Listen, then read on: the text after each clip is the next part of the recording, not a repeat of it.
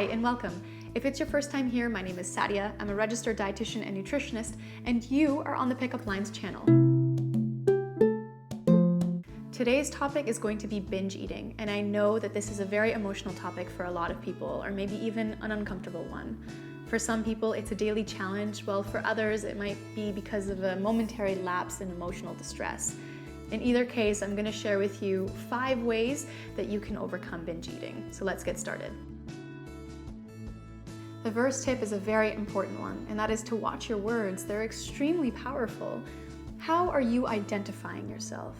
Let me give you a few examples of what I've heard over the years. As soon as I put the kids to sleep, I'm so exhausted and I find myself just craving some chocolate. What's wrong with me? I feel like I just don't have any willpower. Anytime I've got an exam or presentation or interview, I go to town on a bag of chips. Anytime me and my partner get in a fight, I really just reach for the comfort food. Did any of that sound familiar? Remember that by saying these things, we are identifying with that statement. What we say is a direct expression of what we think, and what we think becomes our reality. Now, whether you know this or not, you've got an ego. And that's okay. It's very natural, we've all got it, and it really helps to protect us in many situations. The problem is that this ego on a subconscious level does not like to be proven wrong. So what that means is, say that you do have an exam coming up and you've got some chips in your pantry.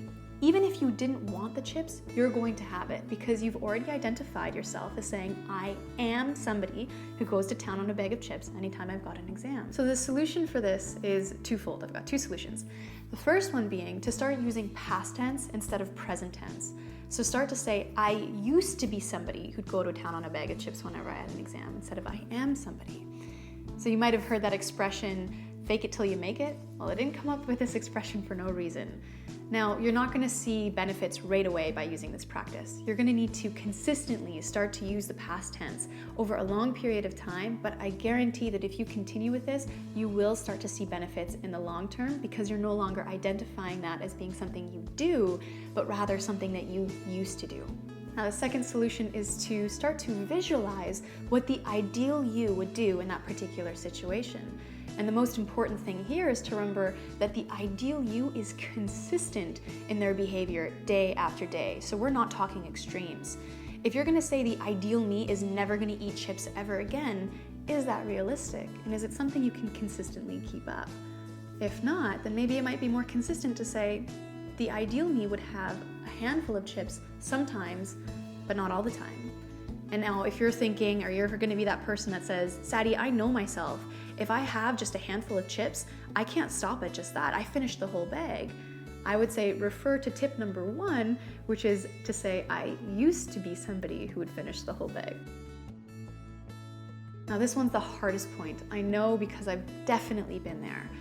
But let's be honest, no material intervention, whether you're gonna be buying clothes or eating food, neither of these things are going to be the solution to something that requires an emotional intervention.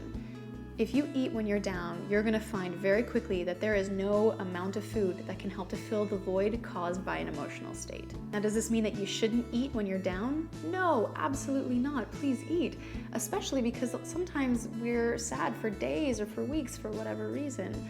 All I'm saying is to avoid eating the trigger foods when you're down and instead try to opt for something a little bit more nourishing. Now, my solutions for not eating when you're down are twofold. The first one is a little bit obvious actually. It's to try to do something that will help to alleviate your state. So whether it's talking to somebody, watching a comedy, maybe laughing, or if you're still feeling like you want something that's filling, nourishing, a little bit sweet and all of that warm, I opt for making a London fog sometimes, which is just heated up soy milk, either in the microwave or on the stove, and I put in an Earl Grey tea bag, I sprinkle on some cinnamon, and I find that that really helps to be soothing and calming. Now the second tip is not so obvious, and that is to allow yourself to have these treat foods or trigger foods when you're feeling great and happy. Not just when you're down. The reason for that is you want to break that link, that association that you have. A lot of us have these certain foods that we eat only when we're emotional, or even as a reward. Say we got a promotion or we did really well on an exam, we'll opt to eat this particular food. I would recommend to eat it anytime outside of that for no particular reason when you're feeling great to break that association. Now, this evil twin, as I call it, is that voice inside of you that's telling you what you should do and what you shouldn't do. Let's explore what I mean. So one twin is the militant or very strict twin. It's the one that says, you can't have any cookies, you can't have chips, you can't have ice cream, you can't have nuts, you can't have anything that's really high calorie. The second twin is the all or nothing or extreme twin, the one that says, what, you ate 2 cookies? You weren't supposed to eat any. What's wrong with you? Do you not have any willpower? You know what, now that you had it, you may as well finish the entire box because tomorrow we are starting fresh. Now the third twin is a little bit more encouraging. You might think this one's on your side. It'll say something like, hey, you worked out today for 30 minutes? Good for you. You know what this means? I think you definitely deserve a second helping of dinner. Now again, for this one, I've got 2 solutions. The first to be to listen.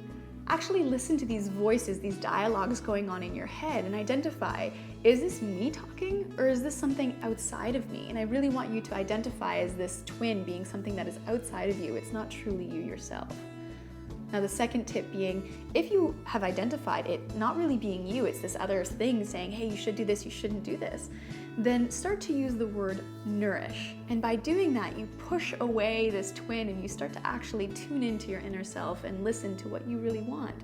And what I mean by that is to actually ask yourself, will this particular food item nourish me, whether it's my mind, my body, or my spirit? So going to town on a bag of chips, for example, we know is not nourishing, so maybe we won't do it in that case.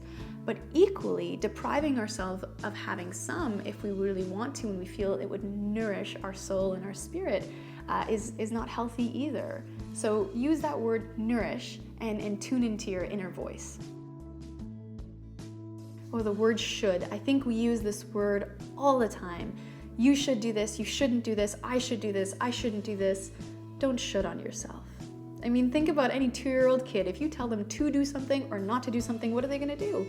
They're gonna rebel, and we do the same thing. It is instinctive.